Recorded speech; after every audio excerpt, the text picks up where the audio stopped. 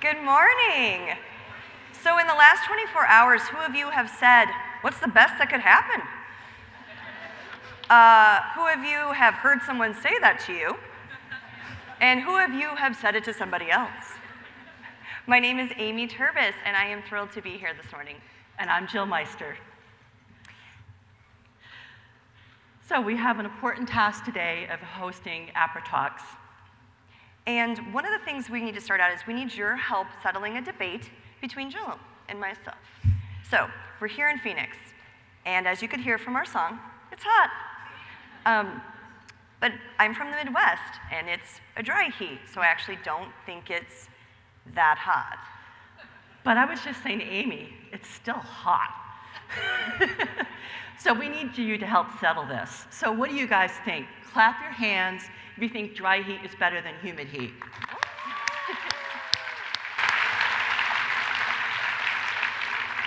Okay, so now clap your hands if you just all think it's just too darn hot.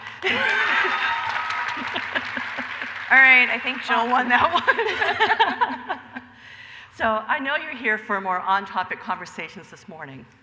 This year at Apra Talks, we are trying a new format. We're being brave and addressing our fears. And we're doing friendly debates like the one you just heard about the heat. So the thing is it's so important for us to know that with every issue, there's always two sides to it. And being able to hear a side that maybe isn't your own, hearing the other's expertise, their experience, their opinions, it's valuable and necessary. So today, we have three topics that are very, I would say, valuable, vital, and important to our field, prospect development. So the first talk is, what comes first? Should one person already know data analytics and then they can come and work for a team and do fundraising analytics? Or is it better if someone has fundraising nonprofit work experience before they do analytical work in that field? The second one, no place like home. Where do our shops live within our organizations? And that's always been a question we all ask each other, and so today we have two professionals who will be discussing that.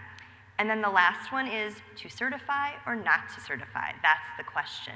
Should we as prospect development professionals have a specialized certification? And you will hear a little bit more on that later. Great. So each issue will be moderated, and questions will be asked to fully understand each side's opinion. But you also have a role. If you open your mobile app and click on the Apra Talk session, there will be a Q&A button that links to a poll that requests your opinion on each topic. Don't forget to complete it if you haven't already. We'll be showing the results at the end, so it's really important that everyone does that. So, I see folks on their apps. Couldn't tell you to put your phones away, could I? So please take the poll, and we are going to get started with our first moderator, Mr. Ashutosh Nandeshwar.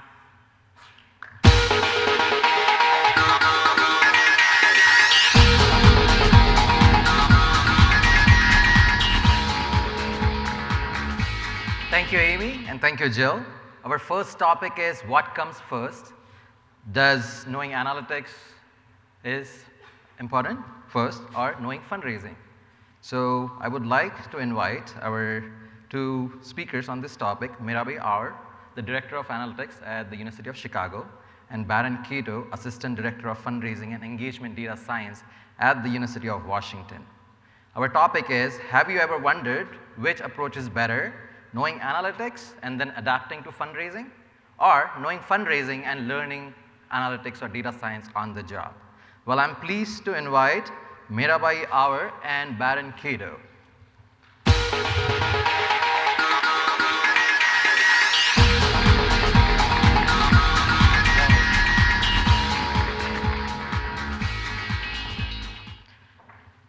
Hi, thank you so much for the intro. I think I'm up first. I'm Mirabai Aur. And so a quick story first. In high school, I worked at Marshall Field selling shoes.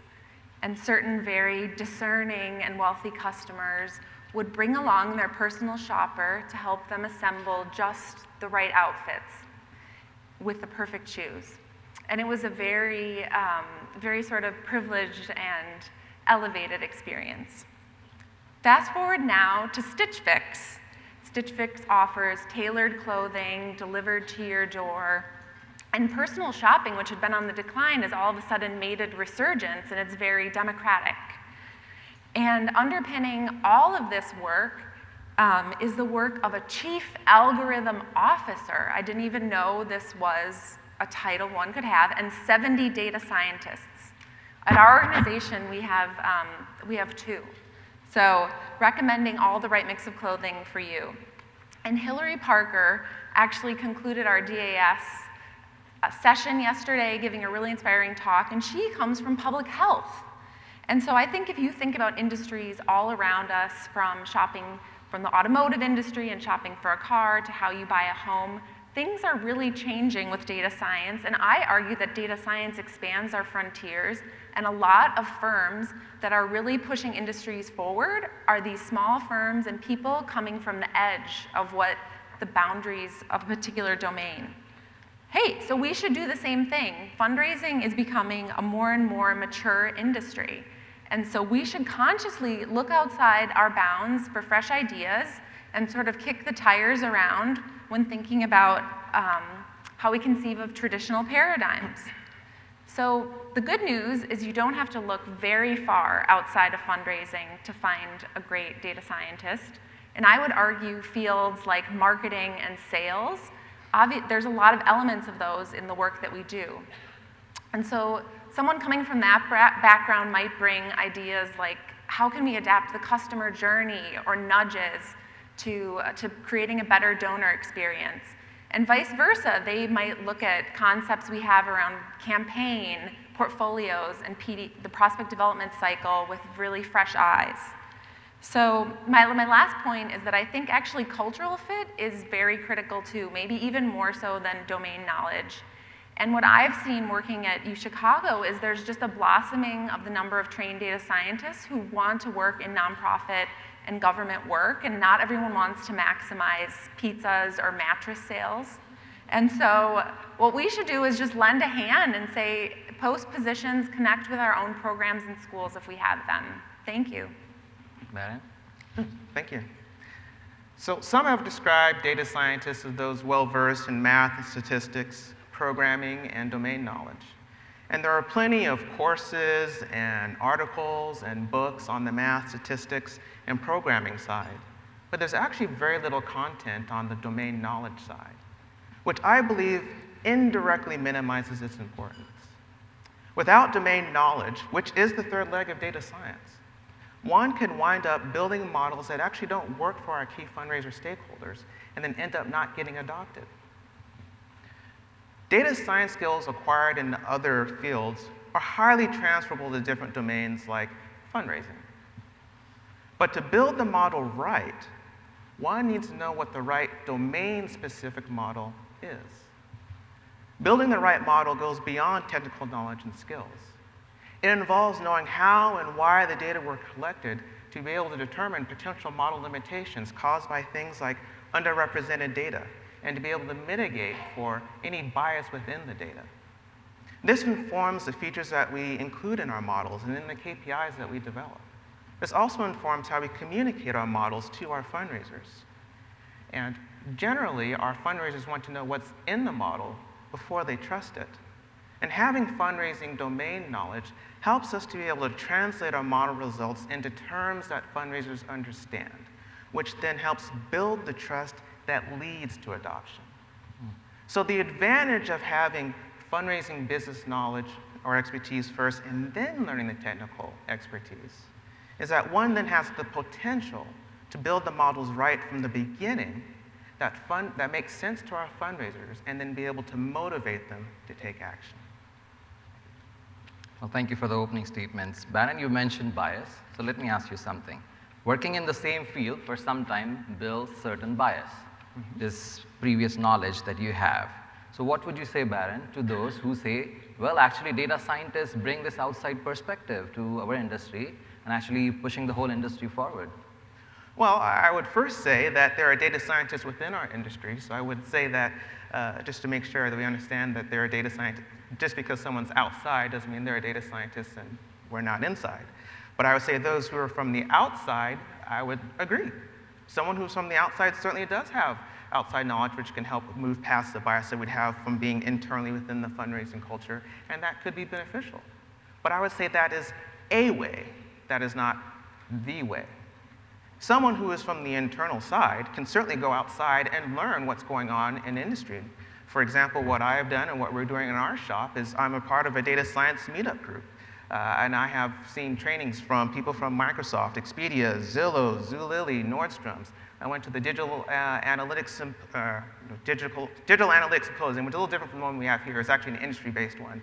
Talked to people, industry leaders from the cell phone companies to kind of find out what is it that they're doing. And we were able to, I could talk about their experiences from the nonprofit side, and they kind of helped us problem solve for some of the things that we're doing. So we can go outside and we can bring it back in. So I would say that certainly you can hire someone to do it. I'm not discrediting that, but I don't want to limit it to saying that that is the only way. You can go outside and learn it and bring it back to your shop. Mirabai, do you want to counter that? I would say that if you're hiring a trained data scientist from an outside industry or from, just as I'm saying, an adjacent industry, the practice of intentionally hiring someone and setting aside a position gives you really the opportunity to create time and space for data science. And I agree with you, Baron, that certainly folks from within are innovative and can innovate. I do think the challenge would be to carve out enough time to learn and grow within your current role. And so I think there is the luxury of if you hiring someone from the outside that can be much more intentional. And I would also say that an expert will bring in not only knowledge of a specific model, but they'll have an overall framework that they're working in where they're able to help you think about like what among hundreds of methods can you select. Can I speak to that? I would say, oh no, that's okay, that's a very good point. I would say that one can carve out the time because I'm an example of someone who has. And so, yes, it depends on the individual to the point. Someone has to be willing to put in the work. If you are internal, and this is for everyone out there, you need to be willing to put in the work. But you can carve out the time. I don't see that as necessarily a limitation to success. Yeah. Well, extending that thought, we know every theory or every story needs an audience. And I think I'm not alone in this, but when I see some scripts run beautifully, I jump in joy. But yet these beautiful scripts don't matter to fundraisers.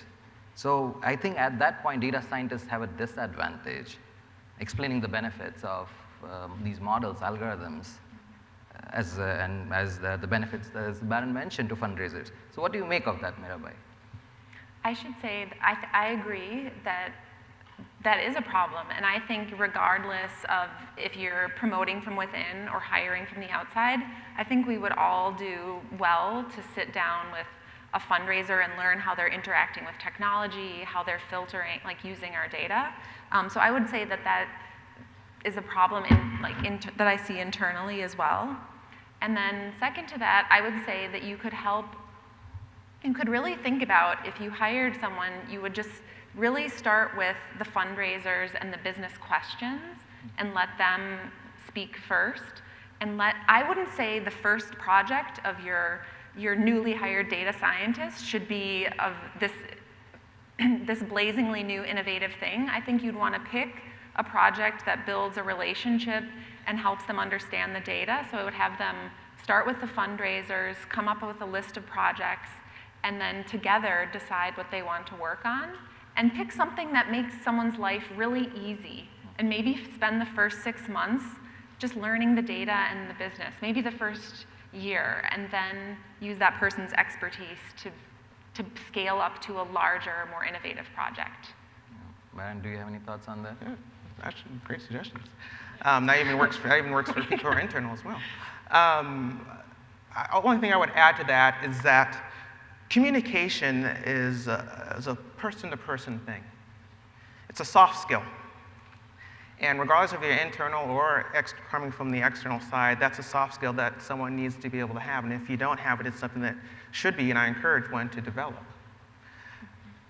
One of the reasons why we have trouble communicating, even if someone does have fundraising expertise, is because the communication skills aren't quite to the level that they need to be able to push it forward. In the fundraising business, especially with our fundraisers, we got to understand that they are people-oriented, they're people-focused. We need to understand what drives them, what motivates them, to be able to not only craft the discussion of the model itself, but to understand what is the specific thing that will actually reach that individual or reach that key stakeholder that you're talking to. Part of that goes to domain knowledge. So I would say that domain knowledge goes beyond just understanding the data. It goes to also understanding the people in the business as well as the whole business model. Well, given that and what you said, blazing and innovative data scientists, we know they are very expensive, first of all, to find and hire them. And even if they are not maximizing pizza sales or making us watch more cat videos, why should an organization go through this trouble of hiring these data scientists from outside when Baron said we have this expertise in-house also? I just want to go back to one of the numbers that I started with. Think about the fact that Stitch Fix has 70 data scientists. I think we need to think at a level of scale and sophistication that is much higher. And so hiring from the outside, I would say that in my personal experience, I've identified over the last 2 years at least 4 very strong candidates. And it wasn't that there was a shortage of candidates, it's that I had over 200 resumes. And so what I really had to actually look for was the parts of their resume that were around their interests, volunteer positions they held. I tried to really look for it was more looking for like the person for whom it would be a cultural fit. And so I think just what a trained data scientist can bring to our organizations to help us. I think our industry is mature, and I think we're mature enough that we can really poke around at a lot of our concepts and frameworks right now. So, Baron, any thoughts to add to that? About why I think we should hire external from my internal position? Yeah, sort through 200 resumes. Well, there is benefit to hiring people from the external. I do not want to come across as saying that this is the only way. Obviously, the advantages of internal is that you know the person. Generally, if you're hiring from inside, you know why, you know the attributes that they have, what you're looking for, kind of what you're talking about. Do they have the innovation that they need, the creativity? To Mirabai's earlier point, do they have the drive to learn what they need to do to get the technical skills to develop it? Because it will involve more than just your office hours. To the point, you've got to be willing to put in that extra work. So I would say it is nice if you know the people internally, but to why we should hire outside, well, I guess I have to concede the point here to Mirabai. There is a reason to hire from the outside based off the question, yes. So we heard, did you have something to add? No, go Okay. ahead. So we heard innovation, adoption, inside knowledge. Would you like to summarize these thoughts and let the audience know is there a clear path in this thinking or is muddy? Whatever your closing thoughts on that. My closing thoughts on it. Yeah, whatever all the things that you said, can we summarize? Did Mirabai change your opinion somehow? Okay, I was going to say, that's different notes. I would say that my overall thought and feeling is that really the ideal shop is one that does have fundraising expertise in it in some form or fashion, however that comes, as well as some outside thinking to be able to bring in that innovation. It can be through hiring, but it can also be from going out internally and doing it yourself. Because realistically, we might not have the budget to be able to hire people from the outside. We have to think of solutions with the staff that we have to build out our shops. And so we need to be able to be intentional about, okay, I can bring it from the outside, so what are the strategies that we're going to put in place to be able to get the information that we need? So ultimately, I would say that if you can bring in outside and build it from also inside, that is the ideal situation. Well, thank you for that. With that, our time is up. Thank you so much, Mirabai, and thank you so much, Baron. Please give them a big hand.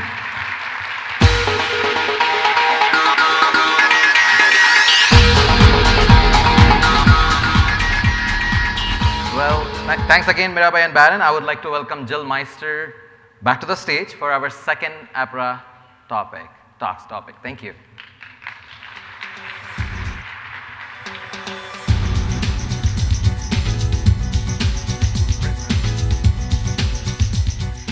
So before we begin our next topic, I just want to do a housekeeping announcement. If you had any issues trying to access the poll, it is now active and live, so you should be able to record your vote. So now, on to the next topic, which is no place like home. Where should prospect development live? Prospect development, research, prospect management, whatever that you call it in your shop, teams often move around in their divisions. So the topic is, where do you think we should reside? I'm thrilled to be joined by two of my esteemed colleagues in our field who have very strong opinions on this question. Please welcome Jennifer Schipp-Bowerman, Assistant Vice President of Advancement Services at the College of William & Mary, and Armando Enrique Zumaya, Vice President Development for Goodwill Industries.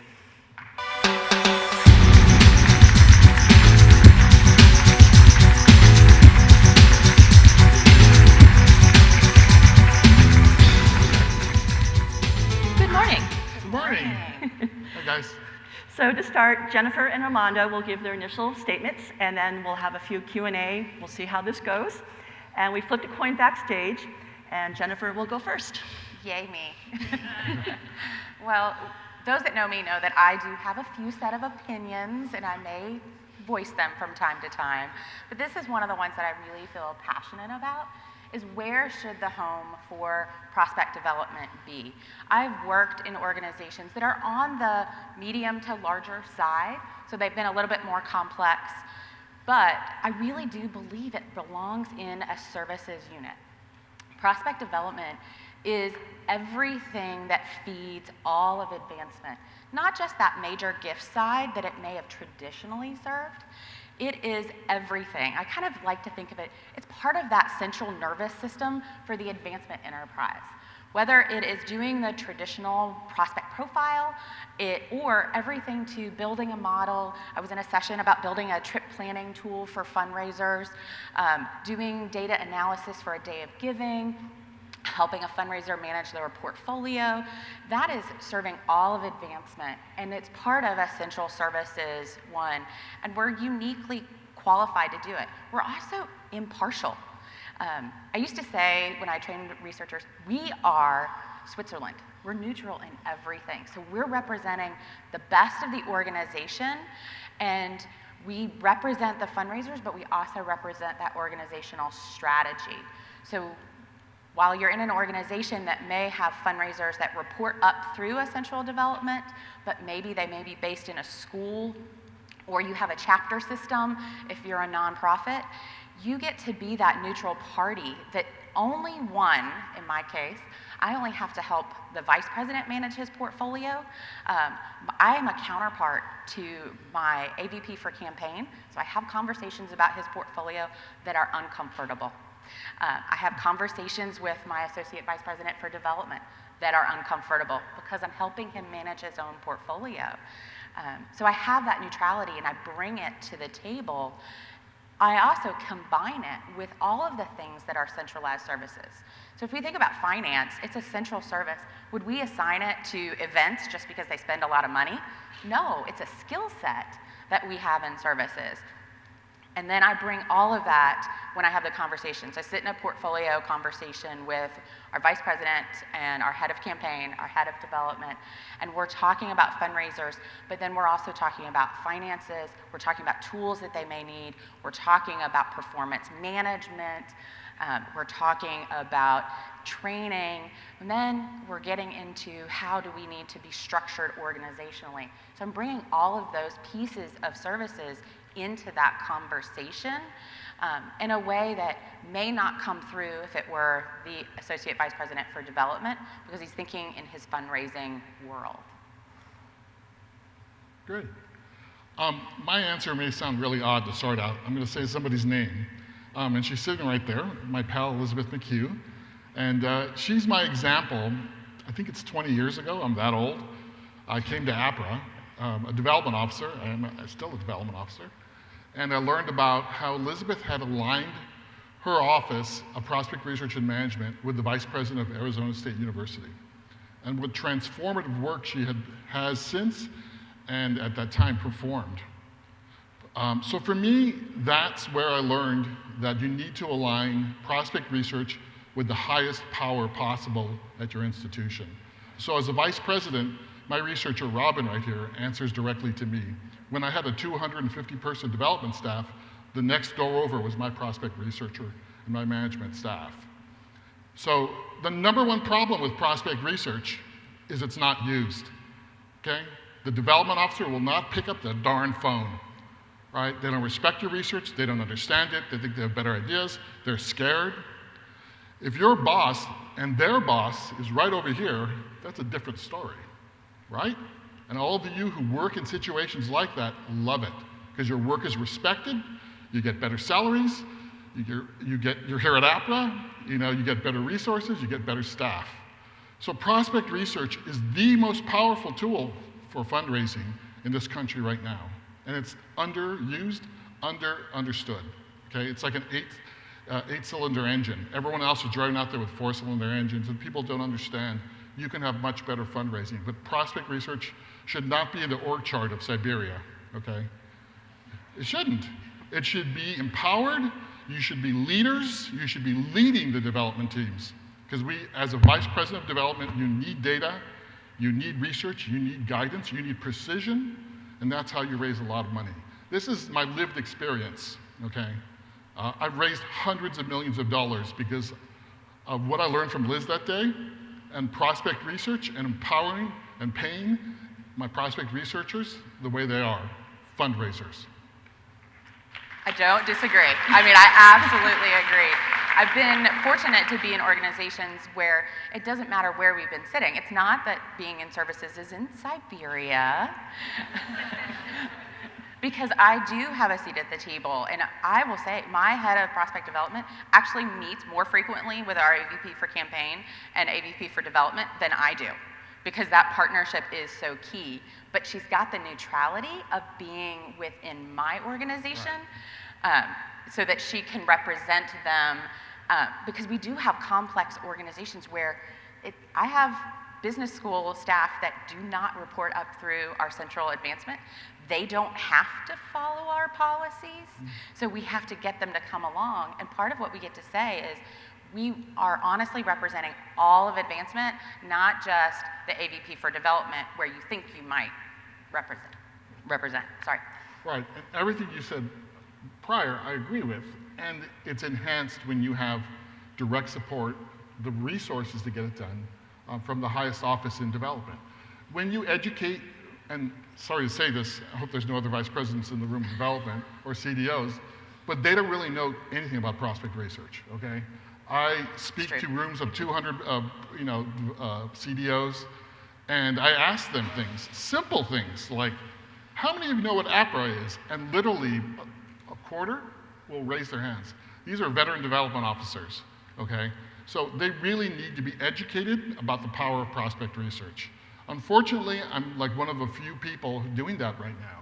And so your closeness to them, like Elizabeth educated her development officer, makes a tremendous difference in their professional careers. It's literally, I come to Apra because it's made my career. Without prospect research, I don't know where I would be, but I've done some incredible things in my career. I'm very proud of my teams, not just me alone. You know our ego, sorry about that. Without my researchers, and I have all their names in my head, have made me what I am. That's great. So I just have a question for both of you. What if you got yourself in a situation was opposite of what you believe is the right place for it to be? What would you do, and how would you bridge that, what I would think would be a perceived gap if it didn't align with what you think? You first? You can go. So when I get a job, like this last job, I say, one, I need a prospect researcher. I'm not going to take the job unless I have a good seasoned prospect researcher, and here's how much I'm going to pay them. Okay, so that's a prerequisite. I've walked from jobs. We're like, oh, we can't afford that. It's like, well, then you don't want to fundraise. Secondly, when I've been in a situation where there's a researcher, like I was at the San Francisco Opera, where they're forgotten in another building and nobody talks to them and the development officers ignore them. I change their salaries, I change their offices, and I create portfolio control. So I give my prospect researchers power over portfolios. And they're still neutral, they're still informed about all the aspects of development, but they're also people who have data and impartiality on their side. And also as a development, leading a bunch of major gifts officers who are the best at the con, They're the best at telling you things in a way where they're not really telling you things. A prospect research and management person can go, yeah, the data says different. Okay, that's not really a contact. And so you need that, because it's like being on the Excel, like on a bullet train when you're a vice president or a CDO. Everyone's telling you things, but there's somebody sitting next to you going, oh, no, the data is, the data can be wrong, and there can be, extenuating factors, but together you make much better decisions. I think if I went into an organization where it was structured differently, I'd start by making and developing really deep partnerships, because that's the only way you're going to understand if it's actually structured in the right way for that organization, and to actually get anything done. Because we work with fundraisers all the time and need to realize that they're in the relationship business, so we've got to get in their business to help them get better at it. But we do have to represent that data and say, no, that's not really a contact. Yeah. Completely agree with that. But I'd start by building partnerships and figure out how to make it work. All of you, some of you have the wonderful situation where your development officers give you respect. And you're equal, you're balanced. You're not, a lot of development officers think of prospect research as a lower, not the same, you're not a fundraiser, I'm up here. If you have that balance, it's a beautiful thing. Okay, I'd rather have two brains thinking about a prospect than one brain, especially my old brain. Okay, so it's really, really important to do that. And so I think that's what nobody who has that situation wants to go, I want to go back and be way in development services and not, have the same level of respect and integration. So I wonder, size of a shop, do you think that matters in where prospect development reports to? There's an assumption in this question that you have development services, that you have a separate operations, that you're all a university. I mean, there's a university bias to AFP and Apra. We all have giant budgets and giant shops. I have a 6-person team right now, very happily so. But when I've had large shops, nevertheless, it's even more important, in my opinion, that because you have so many people telling you things, there's a lot of drama behind the scenes too, which is awful. You have people backed by each other. You need impartiality, you need solid data, you need prospect management. If I didn't have prospect management, I would be unemployed, because you need it. You need to have that data, know really what's going on, not what you're being told. I do think that the size of the shop does play into it, especially if you're a 6-person shop. Everybody's going to be wearing multiple hats. You're going to be juggling a whole stack of them. And then you can get a little bit more specialized as you get larger and more complex. But I do think services is positioned to be that home, because that combination of the data with your technology, that integration that happens, the conversations around training that happen. If you're sitting in a portfolio review with a fundraiser and you're engaging in conversation, you might realize that they need a little training in how to sort and filter in Excel, or how to use the database a little bit more effectively. They need to brush up on how to enter a contact report. All things that you might go back and talk to your trainer about doing some refreshing with them. So you can be that conduit by still being in services. And I'm in an organization right now where my vice president does not want a ton of direct reports. He has 6 plus his admin. And so I'm bringing all of that to the table. He doesn't want another one there. He expects me to bring that. That is my job, and if I fail to do that, I'm failing my organization. So here's a subtle difference. So imagine everything Jennifer just said, and add on that the development officer has prospecting or working with prospect research in their job description, in their evaluation. That's the difference. When I've had development officers who are really difficult, I put that, how many prospects have you engaged with? How do you work with prospect research in your job evaluation? So I do all of that and then have that little extra. I love that idea. That's a great idea. Well, no, I do it. I've lived it. And so there's a difference between the major gifts officer who has your collaborative approach, hopefully, and the collaborative approach with, I need to do this and get paid. Difference. Well, thank you both. So it's like we've got 1 minute to go with our talks. So I was wondering, last words did you like to say about your position?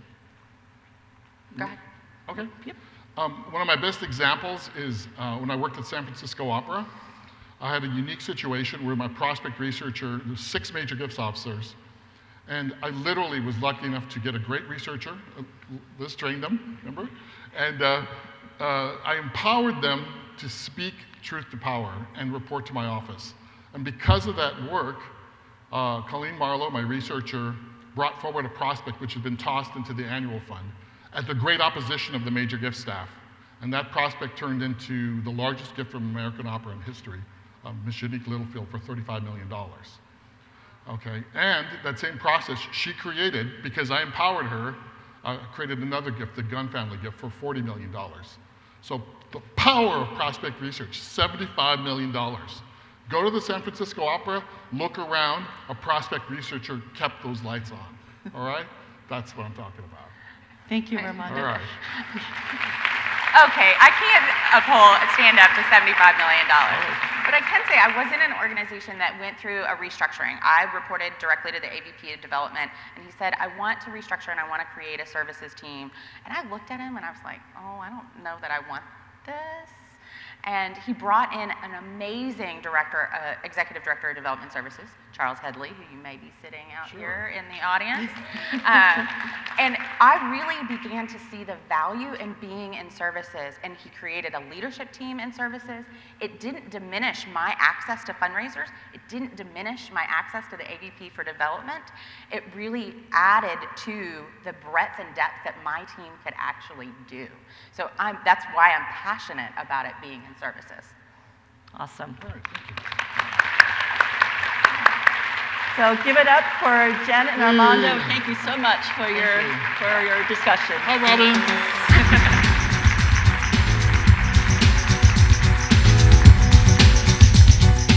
So now I'd like to welcome Amy Turbis back to the stage for our last talk of the day.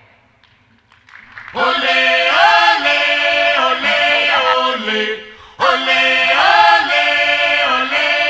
ole. Actually, the talk is, do you want me to keep dancing or not? I'm just kidding. No, always. So we are here for our final talk. To certify or not to certify? That's the question.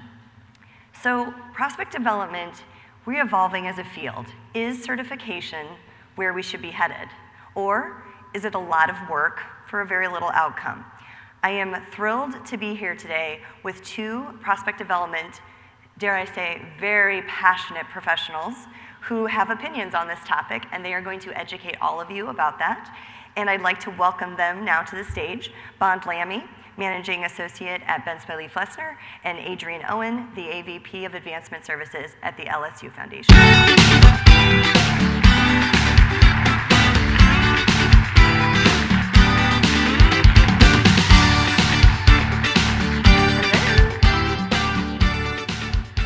So I'm going to get into this chair, and there I am. Okay. You did it. Good job. Thanks. So as with our other 2 talks, each one of these lovely professionals is going to give you their opinion, and then we'll start with some questions. So I would like to say that there was an arm wrestling match backstage to do this, but we're much more civil than that. Bond will begin. Excellent. Thanks, Amy.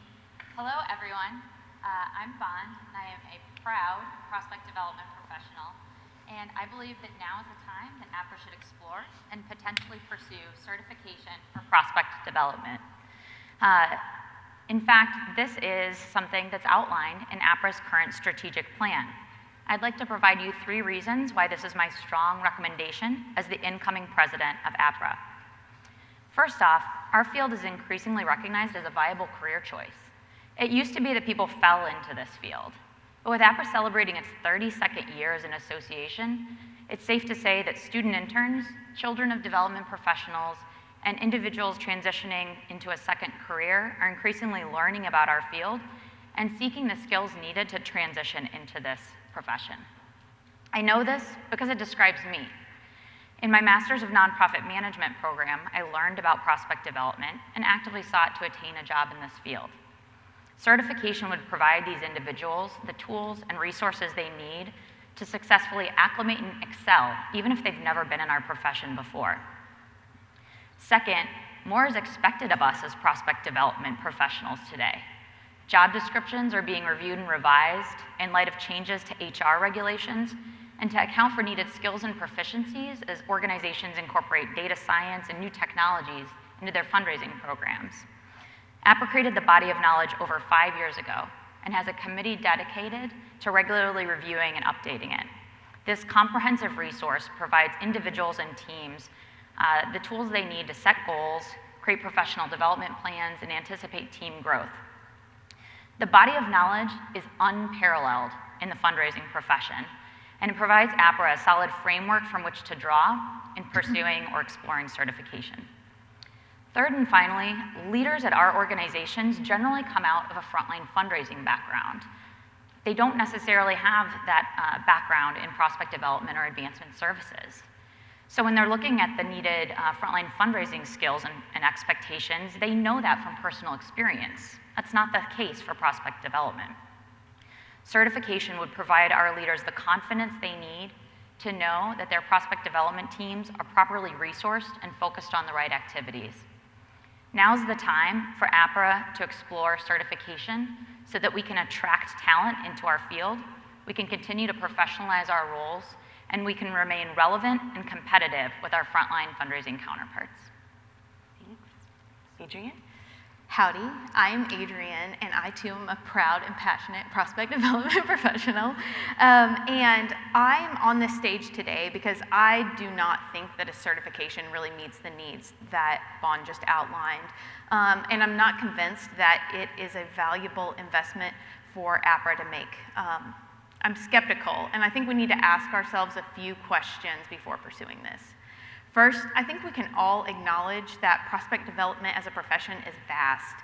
This week alone, you can learn about analytic affinity modeling, international research, and even how to build stronger relationships with fundraisers.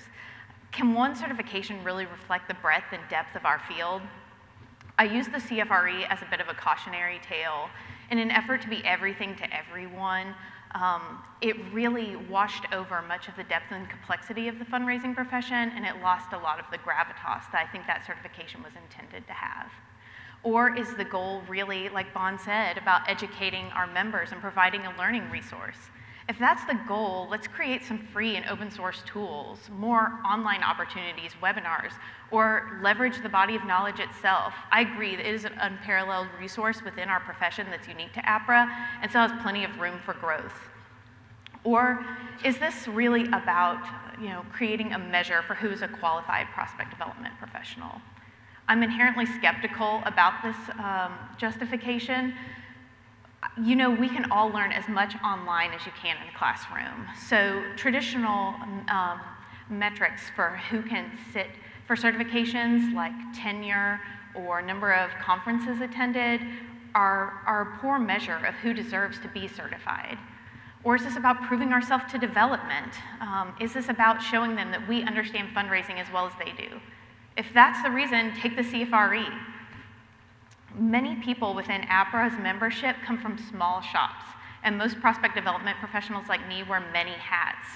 Is a certification really the best investment in us, or is this something that's only going to serve an elite few? Until we can answer these questions positively, until we can feel confident that we can create a certification that really reflects the depth and complexity of our field without watering it down, and that is truly the resource that our membership needs right now, I don't think that Apra should pursue creating its own at this time. Thank you both. Thank you. So with that in mind, so return on investment is something that we in our field have spoken more about in probably the last 5 or so years. And I think that certification and the return on investment of a certification is something that we need to better understand. So we'll start with you, Adrienne. From your statement, I would assume that you do not think it would be a good return on investment for an individual professional to get a specialized prospect development certification. Can you tell us why? Well, I think it depends on what you're defining as your return on investment. I will be candid, the reason that I pursued a CFRE was because I got a pay bump. So if your objective is to just get an incremental amount more of money, and a certification might be a way to do that, then sure.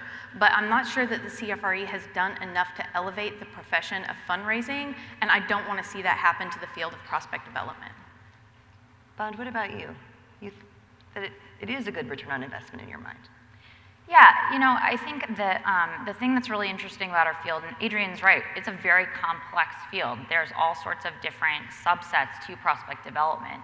But I think part of the challenge is we're a really smart and talented group of people. That's not a challenge, that's a good thing. But sometimes it's challenging to properly convey just how much goes into the skills and the knowledge that we have. If you have ever heard me present at a conference, you know I'm really good at bad analogies. And Armando and I were backstage, and you guys don't go, I was gonna say you should go back there, but don't, because they won't enjoy 1,000 people going back there. But there's like huge containers everywhere, there's AV, like it is a setup.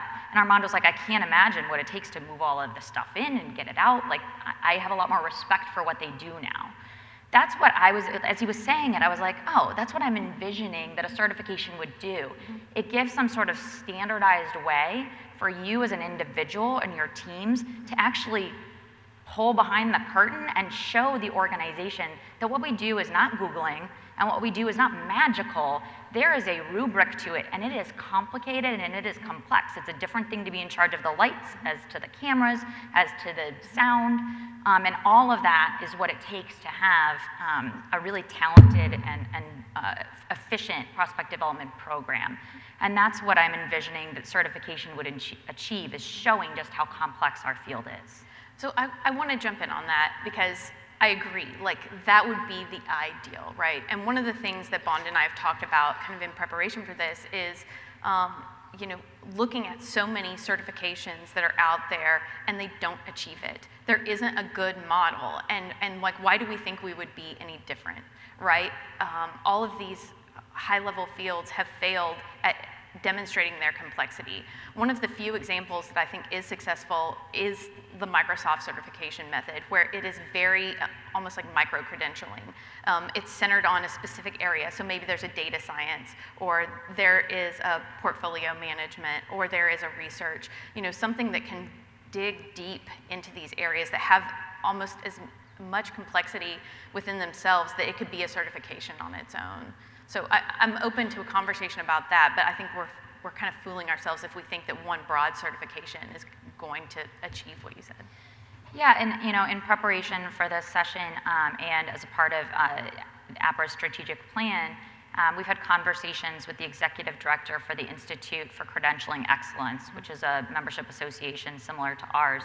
And one of the things they do is they help provide tools and resources for organizations who are looking to explore if credentialing or certification is a viable option. And we definitely, that conversation about is micro-certification appropriate for certain subsets? Is there an opportunity to build a curriculum and kind of say, okay, well, data science is out ahead of this because we've already done all this work, and it's a very quantifiable thing. For relationship management, that might be totally different. But one of the things that I see a lot in organizations that does tend to be missing is the focus on ethics. And one thing about ethics is, yes, there's absolutely specifics for our field, but there is not necessarily an expectation that that's built into the curriculum of what we do as prospect development professionals, but you'll see it at conferences constantly. So having that type of thing, that no matter what area of prospect development you're going into, we make sure that you're getting the proper training and certification on ethics, I think would be really invaluable. So you both mentioned the body of knowledge and I'm going to start with Bond. Bond, what happens to Apra's body of knowledge? You said that it's unparalleled and that it's the foundation, but if Apra's efforts and resources are being put towards a certification, what happens to the body of knowledge? Yeah, so the body of knowledge is so when we had this conversation with Institute for Credentialing Excellence, the individual we spoke with said, it's amazing that you already have the body of knowledge. That's step one of what I would recommend you do in pursuing certification. What are those actual domains, core competencies, and skills needed in your profession to do your jobs well? So we've already got that step done. Then you move into a needs assessment. This is what Adrian was echoing. Does the profession need it? Would you find it valuable? Would you pay for it? Would your employers pay for it? But we've already put in a lot of volunteer hours, a lot of hard work on the part of folks in this room and back in their offices to create that common kind of set of expectations and skills in our field. So Adrian, you've utilized the body of knowledge in your work. How do you think if APRA put its time and efforts into a certification, how do you think that would affect our use of the body of knowledge now? I want to flip the question a little bit differently, and I want to think about, is pursuing a certification really leveraging the body of knowledge in the most useful way? And is that the best investment in the body of knowledge to date? And I don't think it is. I love that question. Okay. So, I think that there's just immense potential with how to leverage this tool. So I will say, from my own personal experience, to speak anecdotally, I've been able to use it to rebuild two teams, a relationship management side of the shop and a research side, and it's been fantastic helping inform us on campaigns. There's so much more that we could do with this without charging people to take a certification to get some letters. I mean, I think that we could offer more online webinars. Let's give practical workshops aligned with it. Let's leverage this tool in a way that is free and accessible to the membership without trying to take it and then cloister it off into a certification. Thanks. All right, so I'm going to ask you each for your final, or believe it or not, we are wrapping up. Wow, that I was know. fast. It's fun and fast up here. Bond, why don't you go ahead? I view APRA has taken tremendous strides over the last several years to continue to professionalize our field and to be more relevant with our frontline fundraising counterparts and make the case for the value of continuing to build out teams on the advancement services and prospect development side to remain pace with hiring for our frontline fundraisers. And I think that this isn't just about the skills needed, but this is about providing a certification that is unique to us and the skills and experiences that we have that is not trying to shoehorn it into something like the CFRE. And that's the way that we can help provide that context for the fact that our jobs are complex and require skill. That's what I would say. Thanks. Adrian? And I think that can be done through ardent advocacy of our profession. I don't think that a certification is going to do that. I think that we need to be able to speak intelligently about what we do and put ourselves out there in a more proactive way rather than just assuming that some letters after our name are going to do that. I think that by, again, providing more open and available content to people, by encouraging cross-pollination of information and ideas across advancement services, I think that is a great point. I think that development is already starting to see the value as we've professionalized. I think we are providing a tremendous value add, and we need to be better about articulating that, and I don't think that that requires a certification. Well, thank you both.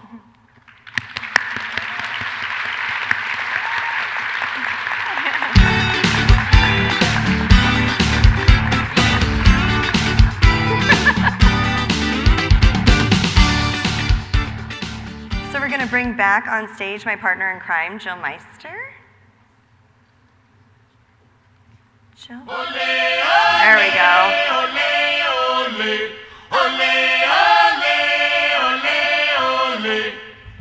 There you are. Hey there. Hi, welcome back. Thank you. So I think we are hoping, well first, did everyone enjoy that? Yeah, good. I'm glad. Apra stepped out of its comfort zone by doing something a little different with Apra Talks, so we are hopeful that you enjoyed yourselves. But more importantly, to the poll. That's to the poll. So this is the first question, is where does your organization's prospect development team reside? A note on the results, these are live, so they're still coming in, and we will follow up with results at some point after the conference so you can see the full. But right now, this is real time. This is what the results are showing right now. And right now, development has got, 6% lead. Okay, so our next question is, we've got it on the side here, so I have there we go. see. So this is where, and this is live. So this is, this is the danger of being live. One moment. I feel like, this is like when they put results on TV, they sort of have to wait and wing it. So this is where do you feel prospect development teams should reside? And this one has definitely has a stronger, 54% said development, 42% said advancement services, and 1% campaign. So that kind of shows where our hearts and minds are going with this. And you're still voting. I love it. All right, next question. One what? I know, I love that you guys get to watch us read. Where do you feel prospect development team, why did I say that? Sorry. That's okay. Should prospect development professionals be certified? And yeah, that's, Wow. I love watching these numbers I know, in real time. It's so cool, I'm mesmerized. So about half of you are saying that Apra should create a certification for prospect development professionals. 7% of you are saying that maybe we should be looking at other types of certifications, and 43% are saying we don't need one at this time. Whew, that's kind of tight. That is, yeah. So if you haven't voted. I'm like, wow. I'm thinking a little Thunderdome later. I'm always thinking a little Thunderdome later. And then finally, our last question is what statement you felt was close to the truth about data analytics? And this is running neck and neck. About most of you think that you should have analytics experience before being in a fundraising organization. Equally, some feel like you should have the experience first and then you learn analytics. And some of you just say, doesn't matter. And that's okay. Ooh, having experience first is starting to get the lead there.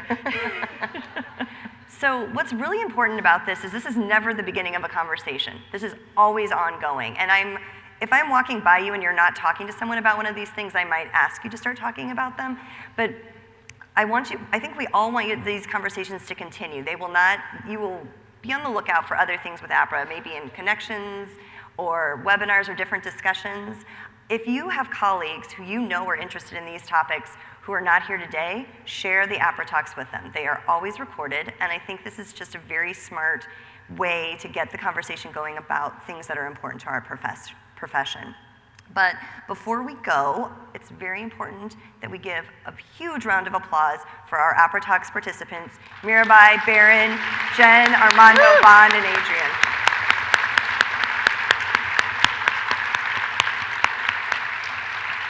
They came along for the ride, and they did a great job. So have a great morning, and please stay cool here in Phoenix.